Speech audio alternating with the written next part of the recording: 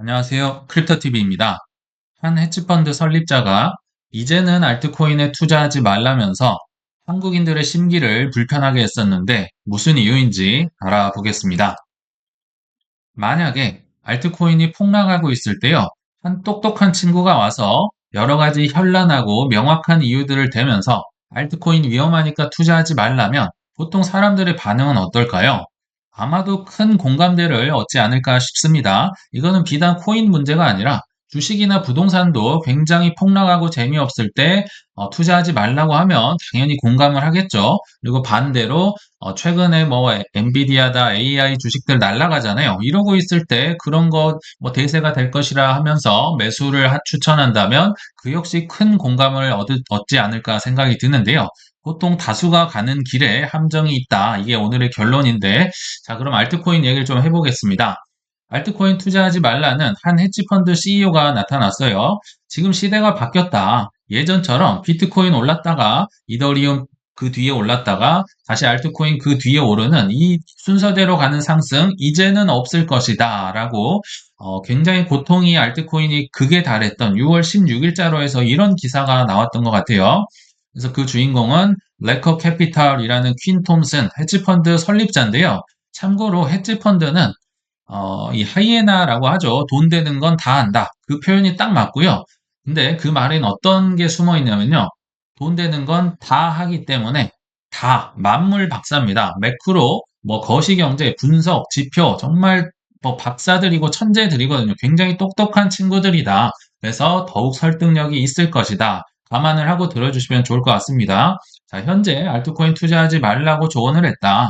지금 높은 레버리지로 사람들이 도박성으로 베팅을 하고 미결제 약정이 지금 치솟고 있으며 패닉에 의한 매수가 부족하다. 공급 많은데 수요가 부족하다. 요 스테이블 코인이 많이 들어오고 있지 않다. 여러 가지 지표를 들면서 이런 얘기를 했다고 하고요. 그것보다 더 명확하고 뚜렷한 이유를 두 가지를 제시하는데요. 자, 첫 번째는 비트코인과 이더리움에 ETF가 나왔기 때문에 여기로 돈이 다들 몰려가고 있다. 알트코인에 들어올 돈이 없다. 그리고 두 번째는 알트코인 공급 인플레. 공급이 어마어마하게 새로운 코인들이 나오고 있기 때문에 이 돈은 말라버리고 가짓수는 늘어나고 이게 알트코인에 들어오겠느냐는 거죠. 그래서 위험하다. 하지 말라는 겁니다. 자, 좀 더 알아보겠습니다. 일단 첫 번째 이유였죠. ETF 흡입으로 인해서 매수세가 고갈됐다는 고 주장을 하는 겁니다. 자, 비트 이더 ETF가 나와서 시장 구조가 바뀌었다. 시대가 바뀌었다는 거죠. 과거의 상승장 때는 비트코인 올랐다, 이더리움 올랐다가 그 매수세가 알트코인으로 유입이 됐는데 현재는 비트코인 ETF에만 500억 달러 이상이 투자가 돼 있다. 그리고 이더리움까지는 갈지 모르겠지만 돈, 월가의 돈, 연기금의 돈이 다 여기로 쏠렸기 때문에 알트코인에 아마 들어올 유사한 메커니즘, 여력이 없을 걸 하는데 꽤나 공감이 되지 않으신가요? 말 굉장히 잘하고 근거가 있습니다. 항상 적절한 시기에 이런 얘기를 하면 흔들릴 수 있고요. 근데 이 친구가 간과한 걸 뭐 참고로 말씀드리면 이거는 새로운 시장입니다. 세상에 없었던 게 새로 있었기 때문에 그 과거의 틀을 가지고 평가를 하면 안 되겠죠. 세상에 없었었기 때문에 그렇습니다. 아무튼 뭐 여름철에 거래량도 떨어질 거고 벤처 캐피털들, 뭐 채굴 기업들 매도 압력도 높아질 거며 월가가 사봤자 비트 이더 살 건데 알트코인 가겠어? 뭐 이런 얘기를 하는 겁니다. 자, 두 번째 이유는 더더욱 팩트 폭력. 저도 굉장히 공감을 하는 바입니다. 자, 보시면 새로운 알트코인이 빠르게 출시되면서 공급이 넘쳐난다. 매일처럼 뭐 새로운 레이어 1이다, 레이어 2다, 뭐 레이어 2는 수십 개, 수백 개 있습니다. 뭐 RWA다, 밈코인이다, 뭐 AI다, 저도 알 수 없는 코인들이 너무나도 많이 넘쳐나는데, 자, 이렇게 공격적으로 출시하니까 이 공급이 수요를 훨씬 초과한다. 수요가 없다는 거죠. 그러면서 톰슨이 자, 공급되는 향후 1, 2년 내로 월간 약 30억 달러의 알트코인이 공급 쏟아져 나오는데 요걸 뒷받침할 수요가 부족하다. 그러면서 일부 알트코인 뭐 역시 좋을 수 있다. 그러나 성공적인 이 알트를 식별하는 게 이전보다 더 어렵기 때문에 하지 말라는 건데요. 틀린 말 있습니까? 틀린 말 전혀 없습니다. 이렇게 맞는 말로 알트코인이 폭락하고 있을 때 이렇게 뭐 팩트 폭력을 날리니까 아마 어지러지하지 않을까 싶은데요. 자, 두 번째 이유, 알트코인의 공급이 너무 많다는 건 저도 너무 공감을 해서 한번 좀 찾아봤습니다. 보니까 쓸모없는 토큰 수가 굉장히 많더라. 저도 이렇게까지 많은 줄은 몰랐거든요. 전 기껏해야 뭐 10만 개, 20만 개 이렇게 있는 줄 알았더니 21년도에만 44만 개, 22년도에 110만 개, 23년도에 190만 개, 24년 이제 올해 뭐 6월쯤 기준으로 250만 개가 있다고 합니다. 한 개 빼고 비트코인 빼고 이게 다 알트코인이라는 거니까 정말 어마무시하게 토큰이 많이 찍혔다는 걸 알 수가 있겠죠. 그러면서 지금 코인 시장이 지지부진한 모습을 보이면서 이렇게 비관적인 분석이 투자자들의 공감을 사고 있다. 충분히 공감이 되겠죠. 뭐 이렇게 떨어지고 있는데 알트코인 더 떨어질 거야 하지 마세요 하면 모든 사람들이 공감을 아마 하지 않을까 싶습니다. 그래서 그 중에 한 디파이 분석가가 현재 토큰 개수가 21년 때보다 무려 5.7배 증가했다. 이게 바로 여러분의 문제다. 뭐 팩트 폭력을 날리네요. 왜냐면 우리 뭐 한국 분들 잘 아시겠지만 알트코인만 갖고 있기 때문에 이게 여러분들의 문제다. 알트코인만 들고 있기 때문에 뭐 공감은 되는데요. 그리고 저도 요거는 공감을 합니다. 알트코인의 선별하는 작업의 난이도는 정말 엄청나게 올라갔습니다. 개수가 너무나도 많이 나오고요. 항상 핫한 내러티브, 뭐 핫한 메리트를 갖고 나오기 때문에 과거 코인들이 이제 더 이상 매력적으로 보이지 않고 그래서 선별하는 데는 난이도가 올라간 건 맞겠지만 제가 그렇다고 뭐 알트 시즌이 오지 않을까? 반박 논리를 좀 대보겠습니다. 뭐 데이터 근거로 얘기를 해야 되기 때문에 항상 찾게 되는 뭐 주기영 대표 데이터로 얘기를 하니까요. 이분이 얘기하기로 알트코인 시즌 초기에 접어들었다. 이 말인즉슨 초기에 접어들었다는 건 아직 시작도 안 했다는 얘기입니다. 그러니까 뭐 선별 난이도가 높다고 해서 그렇다고 알트 시즌이 끝났다? 아직 오지도 않았는데 어디서 끝났냐? 지금 주기영 대표가 이런 얘기를 논리적으로 하는 거죠. 자, 초기의 알트 시즌에 현재 접어들고 있다. 이제 막 시작했다. 뭐 여러 가지 데이터를 가지고 얘기하겠지만 이더리움 MVRV가 비트코인 MVRV보다 빠르게 상승하고 있다. 예전에 몇 번 소개해 드렸지만 높으면 고평가, 낮으면 저평가인지를 알게 되는 지표죠. 근데 이더리움의 MVRV가 지금 급격하게 올라가고 있다는 거죠. 그래서 여러 가지 데이터, 온체인 펀더멘탈이 이더리움이 지금 뜨거워지고 있다. 그래서 ETF 뭐 7월 뭐 2일인지 4일인지 이때 이제 뭐 승인이 될 거라고 예상이 되고 있지만 이더 ETF나 여러 가지 상황을 감안할 때 이더리움 올라갈 수 있으며 역사적으로 이더가 올라가면 다른 알트코인들도 따라가는 경향이 있더라. 그래서 역사를 참 중요하게 생각을 해야 될 것 같아요. 과거 뭐 역사는 반복된다고 하는데 사람들이 잘 믿질 않죠. 자, 그래서 한 차트를 가져와 봤는데요. 이게 이더리움의 가격을 나타내는데 여기서 알고 싶은 게 무엇이냐? 알트 시즌이 도대체 언제냐? 그거를 MVRV를 기반으로 해서 이제 이 크립토 대표 주기영 대표가 나타냈다고 하는데 자, 보통 불장을 우린 두 번 정도 많으면 겪었던 것 같아요. 13년도는 너무 옛날이어서 17년과 21년을 가지고 말씀을 드릴 텐데 이더리움 가격입니다. 이렇게 이더리움 뭐 거의 비트코인과 그래도 동시에 간다고 보면 자, 비트코인 가격, 이더리움 가격이 이렇게 올라가고 있는 초반부에는 여기 보시면 비트코인 시즌입니다. 회색은 비트코인만 재미있는 시즌. 이제 전반부에 누리다가 이제 꼭지를 찍고 가격이 떨어지는 시점에 이제 이더리움 가격도 떨어지는 시점에 드디어 알트 시즌이 온다. 이제 시작을 하는 겁니다. 꼭대기부터 시작을 해서 여기 보시면요. 꽤나 오래 갑니다. 한 6개월 정도 갔던 것 같네요.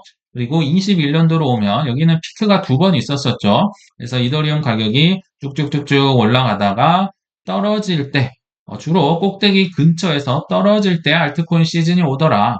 그리고 다시 한번 이더리움 가격이 올라가다가 떨어질 때, 생각보다 알트코인 시즌이 굉장히 오래 길어졌던 것 같아요. 이게 알트코인의 특정 가격이 높다는 게 아니라 MVRV를 기반으로 했을 때 고평가됐다. 뭐 다른 코인에 비해 고평가됐다 이 얘기를 드리는 거예요. 그래서 알트코인 시즌이 꽤나 이제 길게 갔었죠. 그래서 최근을 와보시면 23년 1월부터 알트코인이 주인공이었던 적은 한 번도 없습니다. 항상 비트코인 시즌, 비트코인만 주목을 받고 있다가 이제 드디어 알트코인 시즌이 올까 말까 하는 정말 완전 초반 단계다. 그래서 알트 시즌은 아직 오지 않았다. 뭐 이런 얘기를 하고 있고요. 그래서 통계상 과거 역사 뭐 4년 반감기 이런 게 굉장히 중요하다는 거죠. 왜냐하면 반감기가 있기 때문에 그렇습니다. 다른 자산과 달리. 그래서 비트코인이 주목을 받은 이후에 결국 이더리움 가고 알트 시즌은 올 것이다. 이렇게 자신 있게 주장을 하는 것 같은데요. 그렇다고 해서 주기영 대표의 말을 맹신을 해서는 안 됩니다. 왜냐하면 같은 데이터를 보고도 얼마든지 다른 의견이 가능하다. 주기영 대표가 얘기를 했던 저랑 약간 다른 의견을 한번 제가 또 소개를 해드려 볼게요. 주기영 대표가 밈코인을 그렇게 좋아하지 않는 것 같아요. 여기서 제가 알 수 있었는데, 자, 밈코인의 도미넌스, 그러니까 전체 알트코인 시장에서 밈코인의 이 점유율 몇 퍼센트나 차지하는지 그걸 나타내는 차트입니다. 그래서 최근에 24년 3월에 뭐 도지코인, 시바이누 뭐 날라갔을 때 있었잖아요. 요때 이제 민코인의 도미너스가 어마어마하게 올라갑니다. 뭐 봉크나 페페 막 날라갔었죠. 그러다가 어느 순간을 기점으로 지금 계속 떨어지기만, 그러니까 이 민코인 투자하신 분들 최근에 좀 많이 힘들지 않을까 생각이 드는데 이거를 올리면서 우리 주기영 대표가 이런 얘기를 합니다. 민코인 도미넌스가 지금 꺾이고 있는데 그래서 지금 커뮤니티들이 이렇게 갬블링 하다가 여기서 이제 펀더멘탈에 드디어 초점을 맞추는구나. 좀 이제 제대로 가고 있구나. 이런 얘기를 하는 거죠. 몇 년 전처럼. 그래서 특이한 얘기를 합니다. 짐 싸라 애들아 이거 끝났다. 뭐 이런 얘기를 합니다. 밈코인 끝났다는 얘기를 하는데요. 글쎄요. 끝났을까요? 제가 볼 땐 이 주기영 대표의 개인적인 성향으로 민코인이 끝나지 않았을까 추측을 하는 거고요. 민코인은 이미 뭐 거부할 수 없는 하나의 테마로 저는 자리 잡았다 생각이 들거든요. 저도 뭐 도지코인 외에는 지금 투자를 하고 있지는 않지만 이거를 무시할 수는 없고 알트코인이 시즌이 왔을 때 결국 민코인도 다시 폭발할 것이다. 저는 그렇게 생각을 합니다. 제가 뭐 투자를 하진 않지만요. 몇 가지 호재를 좀 더 말씀드릴게요. 근데 이더리움의 호재가 결국 이더가 좋으면 보통 알트코인들도 좋더라. 그래서 제가 좀 소개를 해 드릴 텐데, 자, 뭐 이더리움 공동 창시자이자 뭐 컨센시스라는 회사의 대표였죠. 조셉 루빈이. 이제 SEC가 워낙 뭐 나를 괴롭히고 힘들게 하니까 고소를 하고, 근데 그런 와중에 지금 이더리움 창립자인데요. 컨센시스의 뭐 대표가 이더리움 ETF 갑자기 승인을 해버렸어요. 본인을 괴롭히는 와중에. 이더리움 막 조사한다고 재단 조사한다고 이랬을 때 그래서 SEC에게 질문을 했겠죠. 이거 갑자기 ETF 승인을 당신이 했는데 이거 이더리움 조사를 종료하는 겁니까? 하고 서신을 보냅니다. 그러니까 지금 SEC가 굉장히 길게 썼는데 일부분을 캡처를 했고요. 어, 맞습니다. 이더리움 조사가 끝난 겁니다. 이렇게 지금 SEC가 굉장히 친절하게 답변을 합니다. 내가 의도한 게 아니었다. 내가 뭐 원고를 하는데 이렇게 컨센시스라는 업체를 이렇게 강제 집행을 하고 힘들게 하려고 한 게 아니었다. 고의가 아니었다. 그리고 뭐 with respect라는 뭐 존경을 담아서 뭐 조사를 했다. 뭐 이런 뭐 참 재밌는 표현을 씁니다. 그러면서 이 뒤에는 길긴 하지만 뭐 이런저런 조항을 토대로 이 말이 그렇다고 해서 뭐 당신들이 무죄거나 뭐 이런 걸 의미하는 건 아니다. 뭐 경고도 얘기를 합니다. 왜냐하면 하나의 서신이기 때문에 그런데요. 참 재밌는 건 보통 이게 하락기고 힘든 기간이었으면 이게 어찌 보면 훈방 조치잖아요. 그러니까 조셉 루빈 같은 예전 많은 기업들이 아이고 감사합니다 하고 이제 나갈 텐데 조셉 루빈은 여기서 그치지 않습니다. 바로 SEC를 또 고소를 하는데요. 그 이유가 당신들이 이 무제한 나를 14개월 동안 괴롭혔었고 웰스 노티스를 보내서 겁박을 하지 않았느냐. 그게 이유입니다. 뭐 정의를 구현하려고 하는 건지 아무튼 조셉 루빈이 고소를 해버렸다. 지금 상황이 이제 SEC의 위세가 많이 꺾였다고 보시면 좋을 것 같고요. 또 하나의 좋은 예로 지금 거래소에서 보유하고 있는 이더리움의 개수가 무려 8년 만에 최저치라고 합니다. 얼마나 적은지를 좀 이따 차트로 보여드리고요. 그래서 6월 18일 기준으로 이더리움 보유량이요. 16년 7월 이후로 거래소에 씨가 말랐다는 건데요. 이게 얼마나 옛날이냐면 이더리움이 15년 말쯤에 창립했잖아요. 창립하고 뭐 16년 7월 수준으로 지금 돌아갔다. 거래소에서 이제 뭐 이더리움 자체가 없다는 거죠. 이 말인즉슨 이더리움 매도 압력이 감소를 했었고 다들 개인 지갑이나 뭐 디파이 쪽에 넣어서 이더리움을 보유하겠다. 무슨 얘기입니까? 단기간에 나 전혀 팔 생각 없고 이자나 받겠다. 이런 얘기를 하고 있는 겁니다. 그래서 이 거래소들의 이 잔고, 이더리움 잔고를 나타낸 차트인데요. 이 까만 게 이더리움의 가격이고 이 파란색이 이제 거래소의 잔고입니다. 여기 보시면 완전 반비례죠. 이더리움 가격이 올라갈 때는 거래소의 물량이 줄어듭니다. 왜냐하면 뭐 지갑이나 뭐 디파이 쪽에 넣어서 이자 받고 안 팔아 하는 거죠. 완전 반비례로 가는데 이더리움 가격이 계속 올라가니까 사람들이 거래소에 두면 보통 팔려고 보냈는데 나 안 팔아 안 팔아 하는 게 기간이 계속 길어지고 있다는 거죠. 아직 멀었다. 그래서 뭐 이게 뭐 이제 크게 오른 다음에야 이제 사람들이 팔려고 거래소에 입금을 하지 않을까. 현재 많은 사람들이 상방에 베팅을 하고 있다. 보시면 좋을 것 같습니다. 그리고 이래 보나 저래 보나 뭐 이더 또는 알트코인의 시즌이 오지 않은 데이터들 좀 더 소개를 해드리겠습니다. 예전에 몇 번 얘기를 드렸던 것 같은데 업비트에도 비트코인 마켓이 있죠. BTC 마켓에서 이더리움 가격, 즉 비트코인에 비해서 이더리움 가격이 어떻게 되는지를 나타내는 차트를 보면서 한 이제 뭐 글래스노드 공동 창업자가 이런 얘기를 했다고 합니다. 알트코인 시즌 올 것이다. 지난 일주일 동안 뭐 코인 시장 폭락했지만 조만간 알트 시즌은 올 것이다. 자, 주봉 기준으로 봤을 때 이더 비트코인 차트가 랠리를 펼치면 일반적으로 알트코인도 함께 올랐다. 그래서 알트코인 시즌은 온다. 이런 얘기를 했었습니다. 예전에 한번 소개를 드린 것 같은데요. 자, 비트코인 대비한 이더리움의 차트입니다. 그러니까 비트코인보다 알트코인이 되면 시가총액 작은 게 크게 올라가죠. 그래서 과거에 21년도, 20년도에도 자, 비트코인에 비해서 이더리움 가격이 올라가니까 이게 올라간다는 거죠. 흔히 말하는 알트코인 이제 시즌이 이때 이제 크게 한번 길게도 왔었네요. 그러니까 이게 올라갈 때가 알트 시즌인데 지금 공교롭게도 22년 이제 하락장을 맞이한 이후로 이더리움이 비트코인에 비해서 한 번도 이제 압도하면서 올라간 적이 없다. 비트코인이 항상 재밌었다는 거죠. 이렇게 보면 올라가려면 떨어지고 이더리움이 올라가려면 비트코인에 비해 떨어지고 계속 이렇게 왔었다. 그래서 제가 요 정도쯤에 한번 소개를 해드렸던 것 같은데 이때 언급한 이후로도 비록 이더리움 가격은 뭐 두 배 반 이상 오르긴 했었지만 아무튼 올라가려면 떨어지고 아직 제대로 올라간 적이 없다는 거죠. 그래서 이분의 주장에 따르면 과거는 항상 반복이 되더라. 결국 이더 BTC 마켓에서 이더 가격 올라가면 올라가지 않겠느냐, 알트랠리 오지 않겠느냐 이런 얘기를 계속 하고 있고요.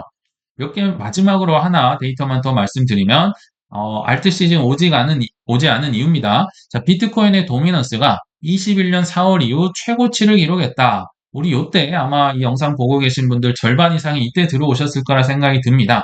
그 불장의 정점일 때 비트코인 도미넌스가 크게 올라 있을 때겠죠. 그래서 그게 떨어질 때부터 이제 알트가 이제 크게 오른다는 건데요.